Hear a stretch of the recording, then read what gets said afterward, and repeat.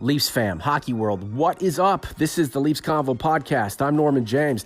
Thanks for being here for this episode. It's going to be a good one. We are diving into Mike's mailbag, your Leafs Q's aid.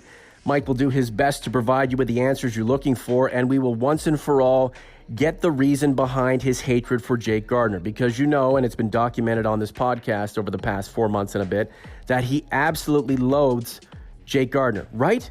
That's what we think, right? That's what we're getting from it, right? We'll talk about it. Plus, Mike was at Smash Fest last night, Dominic Moore's charity event. It was a lot of fun. William Nylander was there. Mike and Willy had a little discussion about Willy's contract wants, hopes, and dreams. He doesn't want a bridge deal. He wants a long-term, big money deal. Can he get it? Well, Mike will give us a bit of insight on that. He's ready to go. I'm ready to go. I know you're ready to go. What do you say? Let's pod. The Leafs Convo starts right now.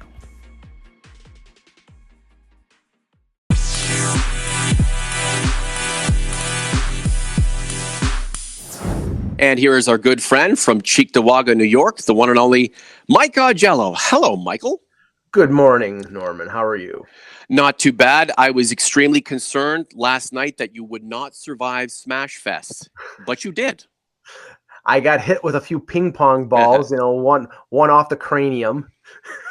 But no, it was actually a good event for a good cause. As Dominic Moore, this is I believe the 7th or 8th, and he indicated that it's bigger than he ever thought it was going to get, and it's for raising awareness and funds for concussion research and cancer research. His former wife perished from cancer, and that's a sad thing.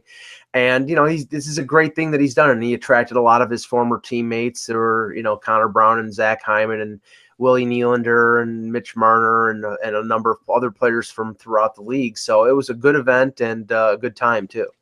Glad to see that it did well. And when you're in Toronto, you're going to attract the best of the best, because a lot of these guys live in Toronto during the off season, or you have the Maple Leafs who love to be here, even when they're not playing hockey. It is the mecca of the sport. And not only are the games played here with such high importance, but there are all sorts of events that take place throughout the season and the off season. Smash Fest was certainly one of them. You had a chance to speak with one William Nylander, didn't you? I was part of a scrum, and I got to ask him a question, and it was funny because most people were asking him questions about his beard and about Smash Fest, and I wanted this is the first opportunity I had to talk to him since the end of the season, and I asked him how the status of his contract was going, if there was any update, and he essentially said, he's going to exercise, and his representatives are going to exercise some patience, just like Kyle Dubas is doing. So it sounded to me like there's a little bit of a standoff there, but I don't think it's going to last into the training camp or into the season. He expressed the desire for it to be a long-term deal instead of a bridge deal, but that all depends on what he's asking for in terms of a long-term deal. So I'm sure there's going to be some negotiations going on in the next month leading up to training camp in the middle of September. We build a hierarchy with these players. We believe Matthews is number one, or Tavares is number one. Then it's Matthews, then Willy, then Mitch. But within their own minds, they think they are the best and deserve to be paid accordingly. So you have someone like Willy seeing Austin Matthews going through contract negotiations with the Maple Leafs, John Tavares getting a crap load of money to join the Maple Leafs. Nylander certainly wants to get paid and be respected the same way he thinks his counterparts are being respected. However, he also has to understand that in order to keep the band together, you're going to have some creative accounting. And he's going to have to reconcile that. Yeah. And and I'm going to write a piece about this for Sporting News today. You've got sort of three different approaches for the three players right now. Nylander, it's a question, bridge or long-term, and there's negotiating going on because he's an RFA. So one of the two is going to be implemented before training camp or, early in training camp. Matthews, it sounds like negotiations are going on. And I would think if they're going on right now, that the perfect scenario for the Leafs would be to announce an extension before the start of the regular season or early in the regular season, because we know, barring injury, he's going to put up big numbers again, and it's in their best interest to get him locked up long term.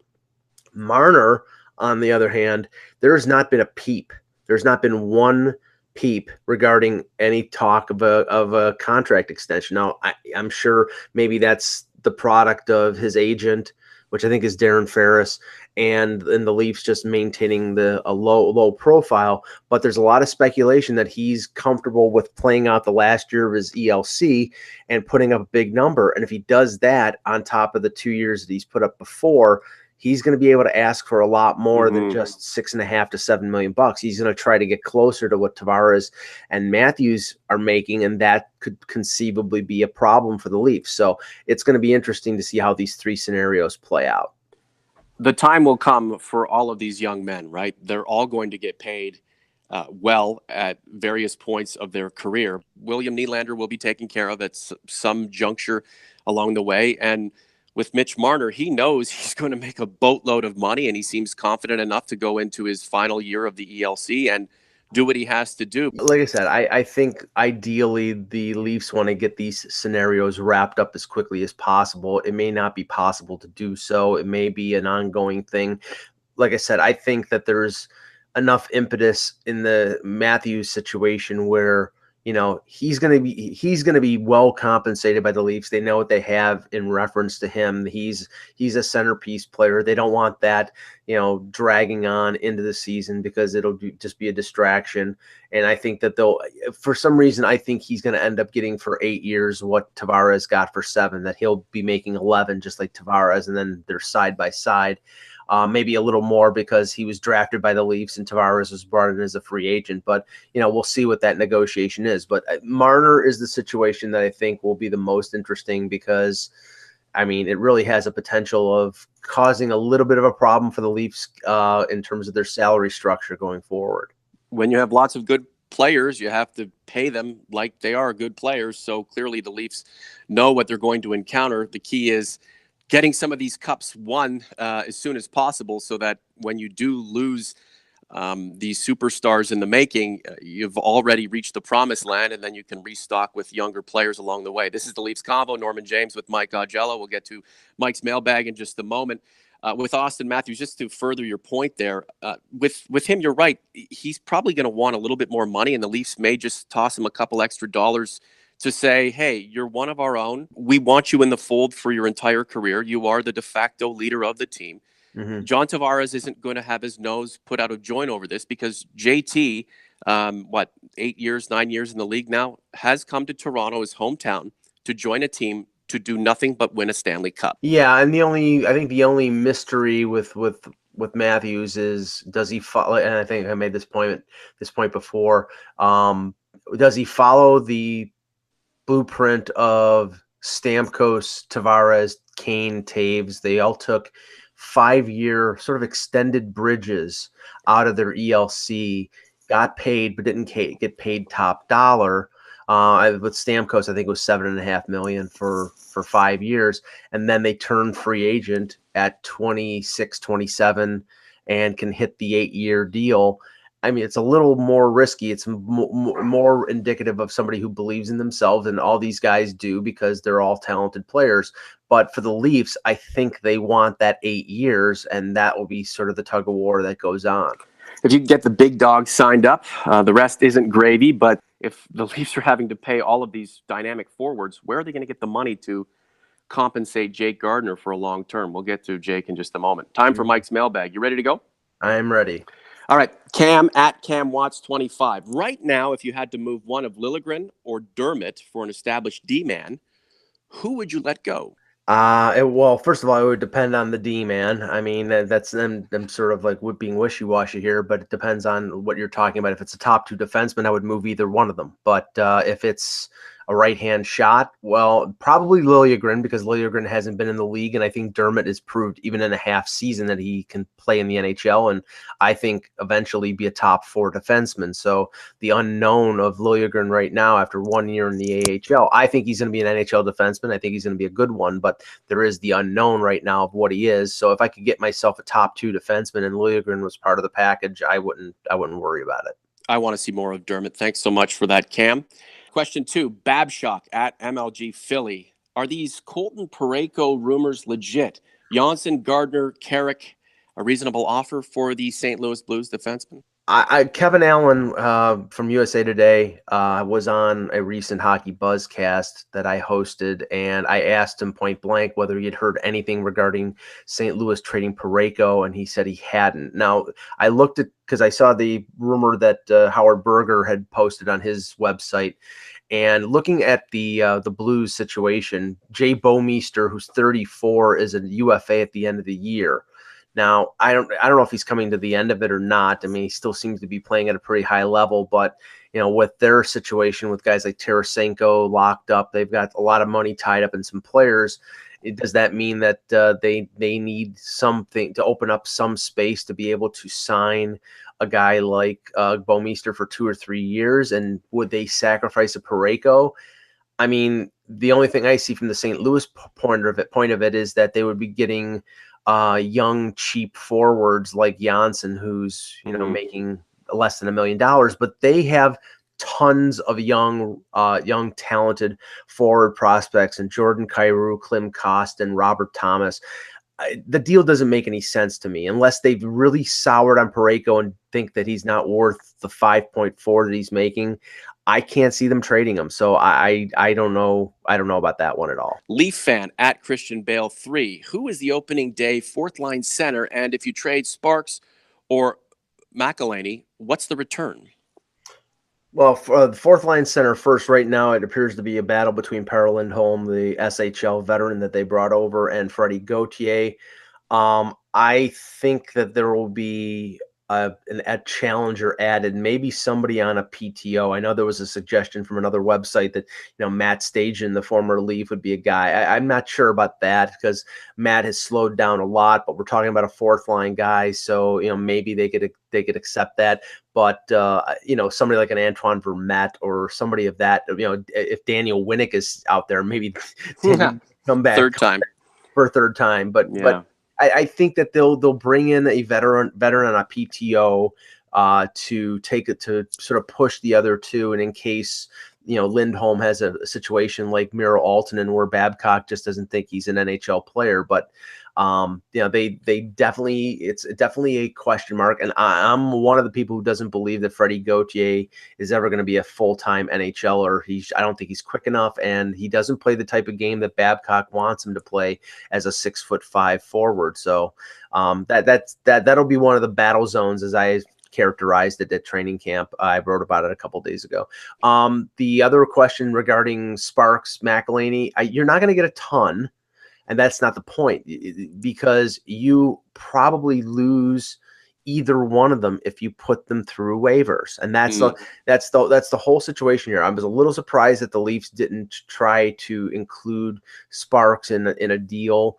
If they trade him like by himself, probably you get a third or fourth round pick because he's a young goaltender with a resume right now of winning a Calder Cup. But yeah, I mean, on their own, I don't think they're going to get you a ton, but it's better than losing them for nothing if you try to send them down to the AHL. Yeah, Gauthier is really toiling, eh? Like, how long is it going to take this guy to make the NHL and then make an impact? If he hasn't done it at this point, it's not like he doesn't have a career ahead of him, but it gets harder by the day because other players are coming up, and a lot of them are surpassing him in terms of the importance level and on the depth chart, right?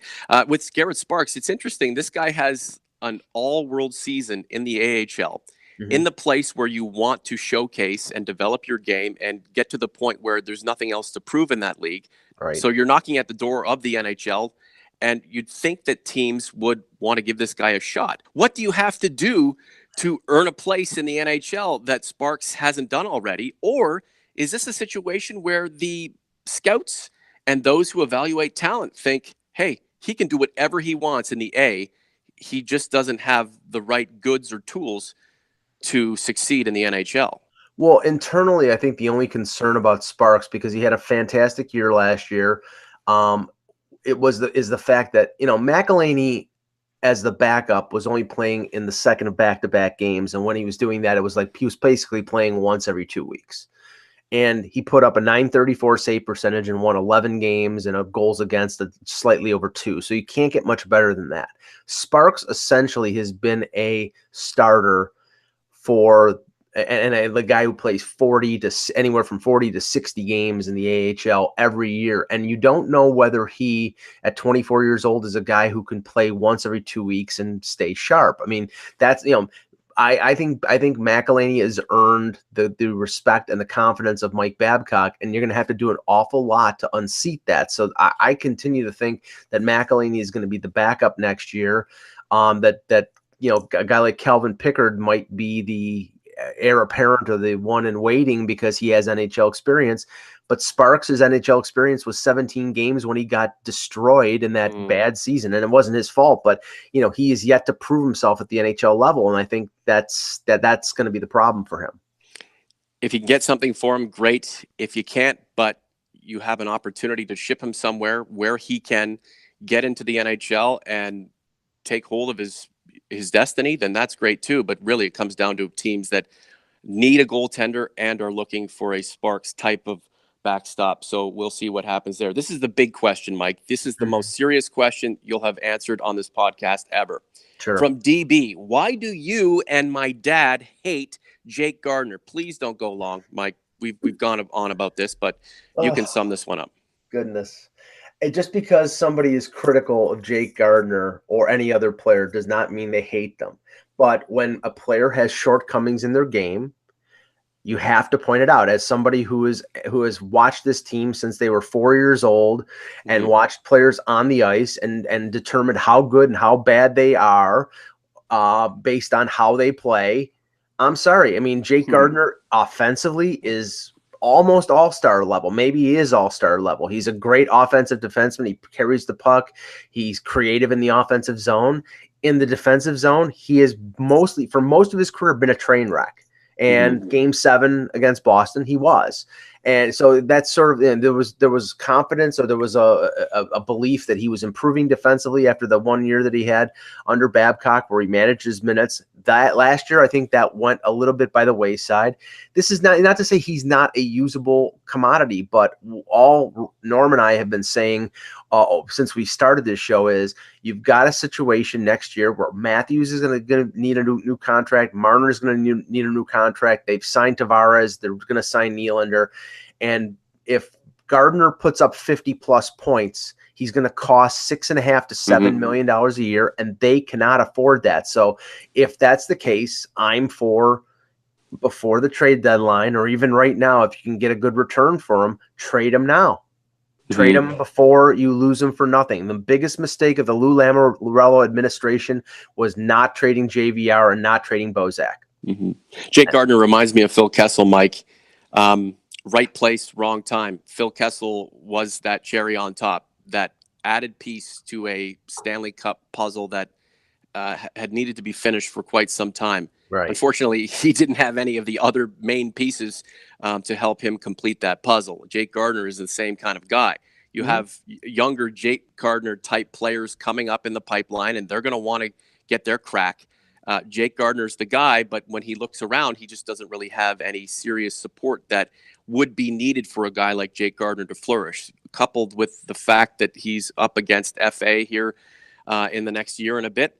The Leafs are going to have to figure things out. Now, the other option here, and I know that the Leafs want to get a return on their assets no matter when and where, is to just have this guy around for one final season, go for it, and if you win the cup, heck, he can go wherever he wants, get paid whatever he wants, and the Leafs will be not completely satisfied with it, but they'll know that they have a Stanley Cup, and they can fill the hole that Jake Gardiner may vacate for another team.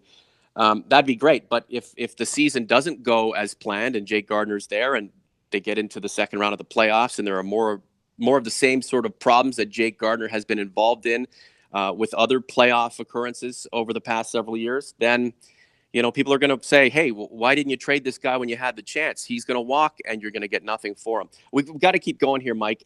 Stumpy OT winner at the Road Crowd. Mike, who is your favorite Leafs of the 80s, 90s, and 2000s? Favorite Leaf memory post-94? Oh, well, my favorite Leaf of the 80s and 90s is Wendell Clark. My favorite of past 2000 would be Darcy Tucker. So I've always liked the edgy, physical players, and Clark was, would take on all comers, and so would Darcy Tucker. But Darcy Tucker was just an annoyance. It's like one of those. If Darcy Tucker was on another team, you'd probably hate him. If he's on your team, you love him. And I loved the type of game that he played, and played with such passion. So those are I would say my two favorites. Stumpy didn't ask me, but I'll answer anyway. Clarkie of the '80s, Dougie of the '90s, Matt's 2000. My favorite Leaf memory post 94, anything involving Matt Sundin saving the day, scoring a goal in the last minute or in overtime. And then, of course, when he scored 498, 499, and 500 against Calgary, the bomb from just outside the blue line with a man short in overtime, beating Mika Kiprasov. I think it was 2006. Yeah. Kiprasov was coming out of the net before that puck got into the net, knowing he wasn't going to stop it. I mean, that was just unbelievable. My favorite memory was a game that I attended as a fan in 2004, I believe. It was in Buffalo. The Leafs were losing 5-2 in the third period with Trevor Kidd in goal. Now this is the team. This is the team that had acquired Leach. They had McGillney. It had Owen Nolan on there. They had loaded up for and then they lost to Philadelphia in the second round. They were down 5-2 in the third period. They came back, tied up the game in the last minute of regulation, and then Thomas Caberlet won in overtime. It was fantastic. And that game, I basically at the end of the game, I was standing on top of the chair, spinning my jacket around like a psychotic. That's what you have to do in Buffalo when your Maple Leafs win there. By contrast, remember the Brian McCabe McClutz moniker was handed down because of a complete debacle in Buffalo, right? The Leafs were up, 7-4 or something in the last few minutes. It was a Paul Maurice team, and it was.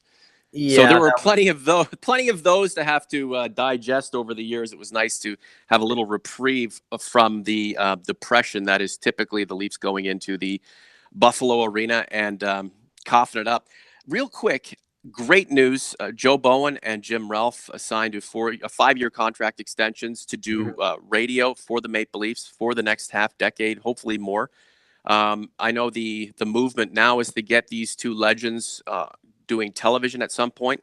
But the fact they're going to be around this team as it reaches a peak potentially and maybe wins a Stanley Cup is really appropriate, don't you think? I mean, it's fitting. These guys have toiled with the team for a long time. I don't know of any broadcaster who loves their team more than Joe Bowen, and it would be it would have been a real shame had these guys been let go, and then TSN, Sportsnet, the team bringing on different broadcasters to commentate and document and chronicle the team as it ascends to a potential championship, when guys like Joe Bowen and Jim Ralph had been there for the shitty part of the journey and were right there staring the opportunity to finally see the good times and then be let go. But gladly, that's not the case. Last word to you.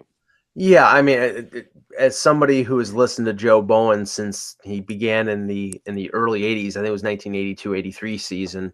I'm very glad, and I know him, and like him, and he's a great announcer and a very good guy. And same with Ralphie, he's a real character and a very funny guy. But they're great. On the radio. And I know that there's a movement out there. I've seen people say, get them on TV, but it's not going to happen because of the sort of 3-pronged thing with regional coverage with TSN, Sportsnet, and Hockey Night in Canada. They're not going to put them on TV when they have Paul Romanuk and then they have Jim Hewson and Chris Cuthbert and all the different play-by-play people that TSN and Sportsnet employ for TV games. So it's probably not going to happen. But be thankful that you have them on the radio, and we have them for 5 years. And hopefully, as you said, Joe has toiled since the Rick Vive era, and we he hopes that in the 5-year span that he is this contract extends, that one of those years he'll be announcing the winning of a Stanley Cup.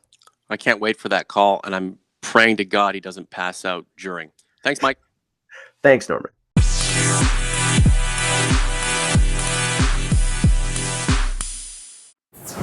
Well, that's another podcast in the books. Thanks to all of you who submitted questions as part of Mike's Mailbag. Hopefully we answered those questions and added a little insight in the process.